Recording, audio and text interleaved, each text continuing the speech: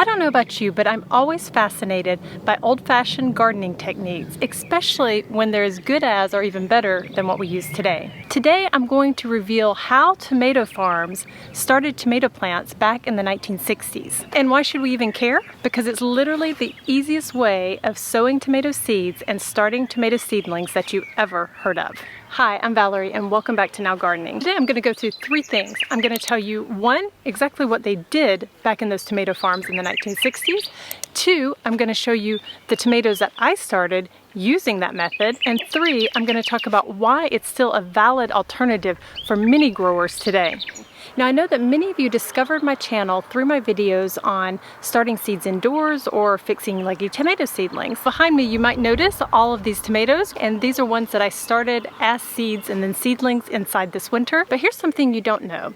Let me take you back to about 1 year ago. About a year ago, I was talking to my dad, who is also an avid gardener, and I said, I always had a garden growing up, but I never remember starting seeds indoors until I was grown up and had my own garden. He said, well, mainly we never needed to because it was warm enough where we lived that we could plant directly outside and grow most of what we needed. But then he let me in on a secret that blew my mind with its simplicity.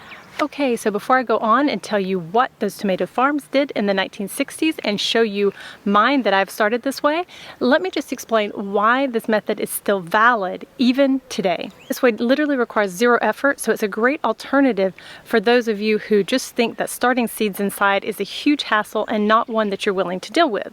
And the other reason it's still really valid today is because a lot of gardeners struggle to start seeds inside and keep those tomato seedlings growing and thriving in the weeks and months that it takes before they can transplant them outside. And that's the beauty of this method, because you don't have to start anything inside. So let's get on to it. So when my dad was a teenager, he worked on a tomato farm. There were inevitably some tomatoes that would get too ripe before picking, or would split in a rainstorm, or a deer would break in and trample the vine. You get the point. So what they would do is they would take all of those tomatoes and toss them into a pile so that they wouldn't have a bunch of rotting tomatoes in the middle of their tomato field drawing insects. Summer ended, tomato season was over. What did they do with those tomatoes? Did you guess that they didn't do anything? That's right, they didn't do anything to the pile. They just left it where it was for the winter. Well, fast forward to the following spring, and that pile had become a patch of ready to plant tomato seedlings. So they would dig up the tomato seedlings, and a lady would ride on the back of the tractor and plop them one by one into the row. Of course, I had to try it out myself. Last summer, at the end of the summer, any of my tomatoes that didn't get ripe or had split or had fallen off the vine or whatever the case was, I threw them here in this little pile. And now, fast forward, and I've got my own 1960 style tomato seedling patch. All I need to do is dig them up and hop on a tractor. Just kidding. I think I'll just pop them into my raised beds.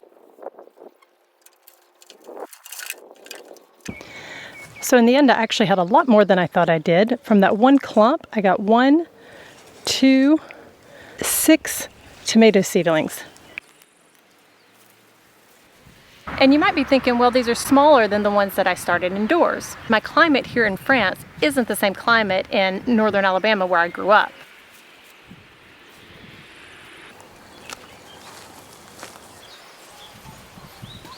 Although this will not be my primary tomato crop, it does give me a backup crop that is proven to be tough as nails because it has literally grown up outdoors in the harsh conditions of springtime.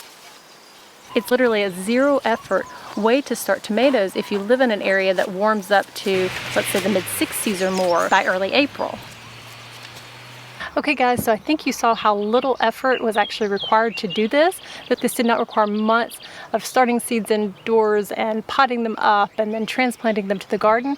I literally dug them up out of the garden and plopped them into this bed. Now they do require a little bit of pruning at this point, especially the ones that have flowers on them right now, because most of them are not quite strong enough to support tomatoes at this time. So 6 of them, so I do need to find a place for the other ones still in the wheelbarrow back there. Don't judge me for my wheelbarrow. I know I get a lot of comments about this this bad rusted out thing.